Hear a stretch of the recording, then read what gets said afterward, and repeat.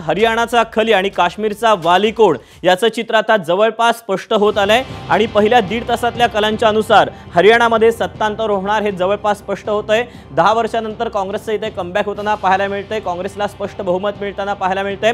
हरियाणामध्ये 90 जागांचे जे कल हाती आले त्या कलांच्या अनुसार काँग्रेस 65 जागांवर, भाजप 19 जागांवर आघाडीवर आहे, लोकदल 2 तर इतर 4। हरियाणामध्ये कलांच्या अनुसार भाजपची मोठी पीछेहाट होताना पाहायला मिळते।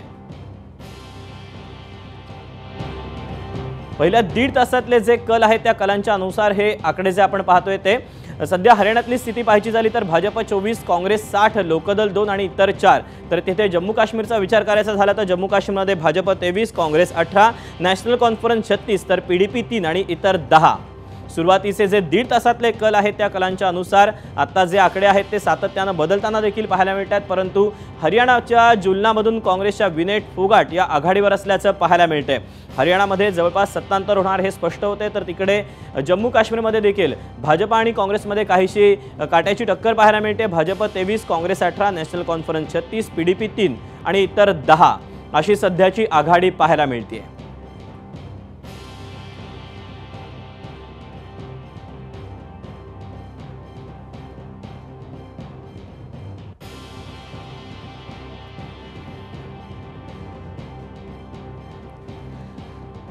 आपण यानंतर थेट जाऊयात जम्मू काश्मीरमध्ये श्रीनगरमधून बिलाल अहमद अपने प्रतिनिधि आपल्या सोबत आहेत। बिलाल, अभी के जो रुझाने सामने आ रहे उस तरह से देखा जाए तो भाजपा और कांग्रेस में कांटे की टक्कर दिखाई दे रही है।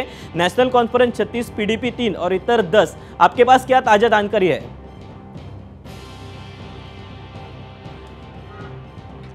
बिल्कुल, देखिए आपको बताना चाहूँगा कि अभी के जो ताज़ा रुझान हैं उनके मुताबिक जो इंडिया गठबंधन है यानी नेशनल कॉन्फ्रेंस और कांग्रेस जो कि जिन्होंने चुनावों से पहले ही गठबंधन का ऐलान किया था, वो जो है वो बहुमत के आंकड़े को पार कर चुकी है। तकरीबन 50 से ज़्यादा सीटों पर नेशनल कॉन्फ्रेंस और कांग्रेस जो है वो आगे चल रही है। और इसके अलावा जो उमर अब्दुल्ला हैं जो कि 2 जगह से चुनाव लड़ रहे हैं, बडगाम और गंदरबाल, इन दोनों जगह से उमर अब्दुल्ला जो है वो इस फिलहाल जो है वो आगे चल रहे हैं। इसके अलावा जो सबसे बड़ी खबर है वो ये भी है कि नौशेरा से जो जम्मू कश्मीर बीजेपी के अध्यक्ष हैं रविंदर रैना, वो जो है वो पहले राउंड की वोटिंग के काउंटिंग के बाद जो है वो पीछे चल रहे हैं। तो अभी ये शुरुआती रुझान है, लेकिन इन रुझानों में अभी फिलहाल नेशनल कॉन्फ्रेंस और कांग्रेस को गठबंधन जो है वो गठबंधन को जो बहुमत का आंकड़ा जो है वो ज़रूर पार कर चुकी है। इसके अलावा पुलवामा में पीडीपी के वहीद अमर पर्रा को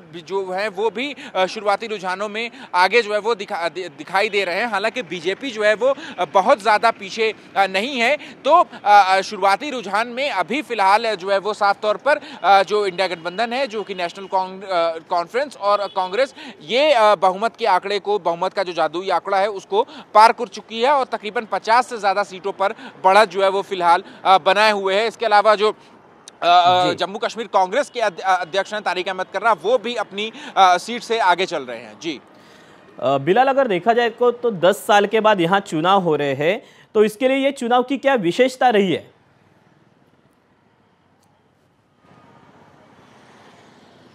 बिल्कुल, देखिए ये बहुत ही ऐतिहासिक चुनाव जो है वो इस बार जम्मू कश्मीर में देखने को मिला है, क्योंकि एक तरफ तो 10 साल बाद विधानसभा चुनाव जो है वो ज़रूर हो रहे हैं, लेकिन उसके अलावा जो सिग्निफिकेंस है इस विधानसभा चुनाव का वो ये भी है कि 370 के बाद ये पहली बार जम्मू कश्मीर में विधानसभा चुनाव जो है वो हो रहे हैं। और हमने जब कवर करते हुए कश्मीर के अलग अलग इलाकों में हमने जा करके जो सवाल पूछा, जो आम कश्मीरी थे उनसे हमने ये भी सवाल पूछा था कि धारा 370 जो है वो कितना बड़ा मुद्दा इस बार जम्मू कश्मीर के विधानसभा चुनाव में रहने वाला है। तो ज़्यादातर लोगों का यही कहना था हमसे कि 370 का मुद्दा बहुत बड़ा नहीं है। सरकार ने जो है वो केंद्र सरकार की तरफ से 370 हटाया गया, वो अलग बात है, लेकिन 5 साल हो गए हैं इस बात को। अब ये हमारे लिए मुद्दा उतना ज़्यादा महत्वपूर्ण नहीं बचा है। हमारे लिए जो सबसे ज़्यादा महत्वपूर्ण मुद्दा है वो है रोज़गार का। जो बेरोज़गारी है, जो गरीबी है यहाँ जम्मू कश्मीर में, जो स्वास्थ्य की जो सुविधाएँ हैं हैं, जो मूलभूत सुविधाएं हैं,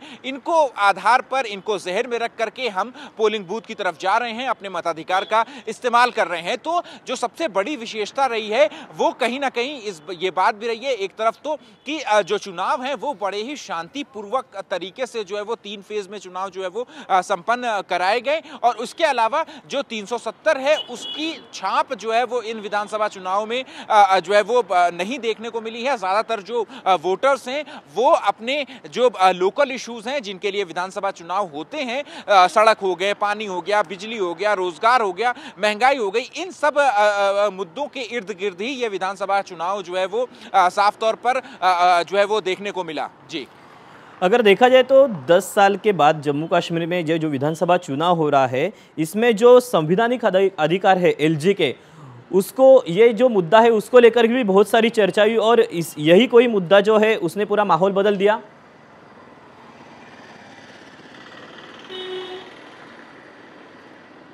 बिल्कुल बिल्कुल, देखिए आपको इस बार जम्मू कश्मीर विधान सभा चुनाव, जैसा कि मैंने पहले भी बताया कि काफ़ी ज़्यादा महत्वपूर्ण भी जो है वो साफ तौर पर देखने को मिल रहा है। हालांकि बहुत सी जो पॉलिटिकल पार्टीज़ हैं वो कहीं ना कहीं ये भी प्रेशर बना रही हैं कि जब जो भी सरकार चाहे जम्मू कश्मीर में सत्ता हासिल करे, उनको जो है वो सबसे पहला काम जो है वो यही करना चाहिए कि जम्मू कश्मीर को राज्य का दर्जा दिलाने के लिए जो है वो प्रेशर जो है वो केंद्र सरकार पर जरूर बनाना चाहिए। और इसके अलावा कल जो है वो जब जैसे ही खबर आई कि जम्मू कश्मीर के एलजी की तरफ से 5 जो विधायक हैं उनको विधानसभा में जो सदस्य हैं उनको मनोनीत किया जाएगा, तो इसके बाद कहीं ना कहीं जम्मू कश्मीर के राजनीतिक पारा जो है, जो राजनीतिक सरगर्मी है वो एक बार फिर से बढ़ गई, क्योंकि चाहे नेशनल कॉन्फ्रेंस हो गई, चाहे पीडीपी हो गई, चाहे कांग्रेस हो गई, इन सबका यही कहना है कि ये अनकॉन्स्टिट्यूशनल है, असंवैधानिक है कि चुने हुए जो विधायक हैं उनके समकक्ष में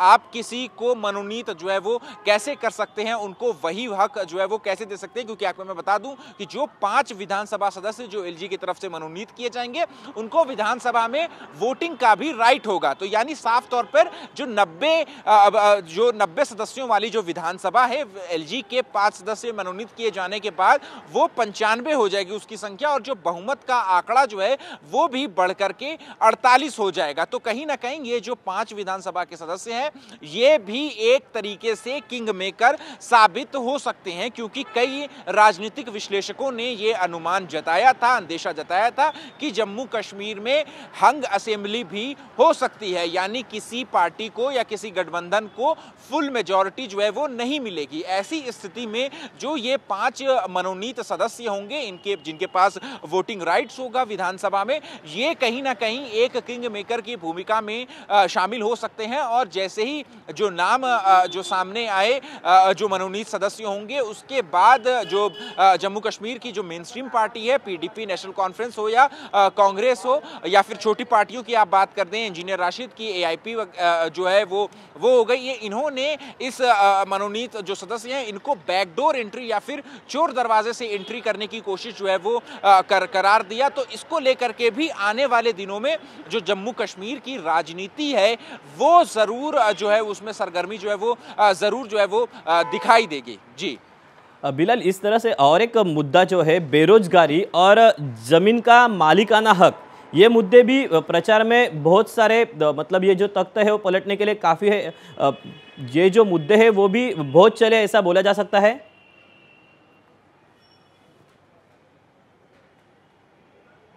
जी जी जी बिल्कुल, देखिए एक जो है क्षेत्रवाद की जो राजनीति है वो जम्मू कश्मीर में जब धारा 370 खत्म की गई, तब इसके बाद जो यहाँ के लोकल कश्मीरी हैं उनके जहन में जो है वो एक बार वो ज़रूर ये मुद्दा उठाते रहे हैं कि जो उनके राज्य की ज़मीन है वो बाहरी लोगों को जो है वो दी जाएगी। लेकिन विधानसभा चुनाव जो अभी फिलहाल में जो संपन्न हुए उसमें ये बहुत ज़्यादा मुद्दा जो है वो साफ तौर पर देखने को नहीं मिला। जो विधानसभा चुनाव है वो कहीं ना कहीं लोकल इश्यूज तक ही जो है वो महदूद रहा, सीमित रहा, और जो वोटर्स हैं उन्होंने अपने इलाके, अपने लोकेलिटी के मुद्दे जो हैं उनके, चाहे वो इंफ्रास्ट्रक्चर की बात कर लें, चाहे वो सड़क की बात कर लें, चाहे वो रोजगार और बेरोजगारी की बात कर लें, इन सब की ही बात जो है वो उन्होंने ज़रूर कही। और इक्का दुक्का जगह ही जो है वो, चाहे वो नॉर्थ कश्मीर के कुछ इलाके हो गए, वहाँ पर ही ये मुद्दे जो है वो थोड़ा 2-4 वोटरों के से सुनने को हमें मिले कि 370 जो है वो उनके लिए मुद्दा है। लेकिन आपको मैं बता दूं कि ज़्यादातर जो वोटर्स हैं वो 370 से नाइत्तेफाकी उन्होंने रखी। उन्होंने कहा कि ये अब पुरानी बात हो गई है, धारा 370 जो है वो अब उनके लिए एक बहुत बड़ा मुद्दा जो है वो नहीं है। जी, अगर अनुच्छेद 370 हटाने के बाद कश्मीर है, घाटी है या श्रीनगर है, इनमें क्या पूरे हालात है और राजनीतिक दलों का क्या कहना है?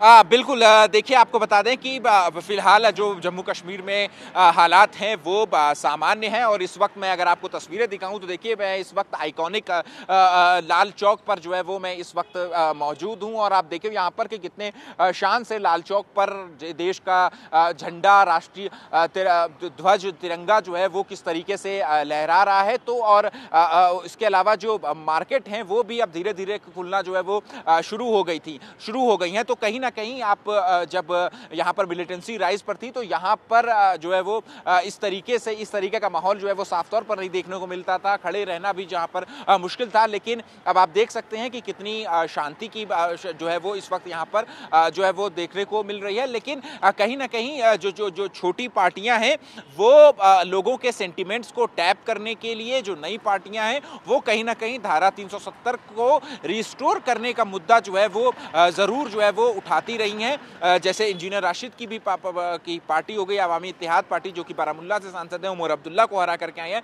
वो भी जब तिहाड़ जेल से बेल पर बाहर निकले थे तो उन्होंने सबसे पहला बयान जो है वो यही दिया था कि 370 जो है वो वापस ला करके रहेंगे। और जब हमने उन चुनाव के दौरान भी इंजीनियर राशिद से बात की थी तो उन्होंने भी कहा था कि ऐसी इस तरीके का प्रेशर जो है वो केंद्र सरकार पर बनाएंगे कि केंद्र सरकार को 370 जो है वो लागू करना पड़ेगा। लेकिन फिलहाल ऐसी कोई स्थिति जो है वो देखने को नहीं मिल रही है। वक्त पर जब पीएम मोदी हो गए या गृह मंत्री अमित शाह हो गए, जब वो जम्मू कश्मीर में विधानसभा चुनाव में रैलियों को संबोधित कर रहे थे, तब भी उन्होंने ये बात कही थी कि 370 जो है वो अब इतिहास हो चुका है। वो कोई भी पार्टी चाहे कितनी भी कोशिश कर ले, 370 जो है वो अब जम्मू कश्मीर में वापस नहीं आने वाला है। तो कहीं ना कहीं सेंटिमेंट्स को टैप करने के लिए कोशिश जो है वो पॉलिटिकल पार्टीज की रहती है। लेकिन यहाँ के लोगों के लिए अब इतना बड़ा मुद्दा जो है वो 370 जरूर जो है वो दिखता नहीं है। जी बिलाल, जम्मू कश्मीर में इससे पहले जब भी चुनाव हुआ है तभी भी जब बात आई है तो अलगाववाद की। इस चुनाव में जो कलम 370 हटाने के बाद जो चुनाव हुआ है उसमें अलगाववाद और चुनाव, ये मुद्दा कैसा रहा, इसकी क्या चर्चा हुई? हाँ बिल्कुल, देखिए आप, हाँ जी बिल्कुल, देखिए हम आपको बताना चाहेंगे कि जो जमाते इस्लामी, जो कि अलगाववादी जो है वो संस्था कही जाती थी जम्मू कश्मीर की, जो कि जिन्हें जो है केंद्र सरकार ने बैन भी कर दिया है, तकरीबन 2014 में बैन लगाया था, फिर 2019 में फिर से बैन कर दिया। तो लेकिन तो जमाते इस्लामी जो है वो डायरेक्ट तौर पर तो विधानसभा चुनाव में शामिल नहीं हुई है, लेकिन उन्होंने कुछ निर्दलीय उम्मीदवारों को जो है वो जरूर समर्थन दिया है। तो हालांकि अब ये चुनाव के नतीजे बताएंगे कि कितने सफल जो है वो जमाते इस्लामी के जो कैंडिडेट्स जो है वो हुए हैं। लेकिन इन विधानसभा चुनावों में भी अलगाववाद की बहुत ज़्यादा चर्चा जो है वो सुनने या देखने को तो नहीं मिली। कुछ नेता जो है वो ज़रूर अलगाववाद की बात जो है वो का एजेंडा लेकर के चल रहे थे, लेकिन आम पब्लिक में मोटे तौर पर जो है वो अलगाववाद की छाप जो है वो, चाहे वो विधानसभा चुनाव कह लीजिए या फिर जो कुछ महीनों पहले हुए लोकसभा चुनाव, इन दोनों चुनाव में भी अलगाववाद की कोई परछाई जो है वो मोटे तौर पर तो देखने को जम्मू कश्मीर में नहीं मिली है। जी बिलाल, हम आपसे आप हमसे ऐसे ही जुड़े रहिए, हम अपडेट दे देते हैं दर्शकों को। एबीपी माझा, उघडा डोळे बघा नीट।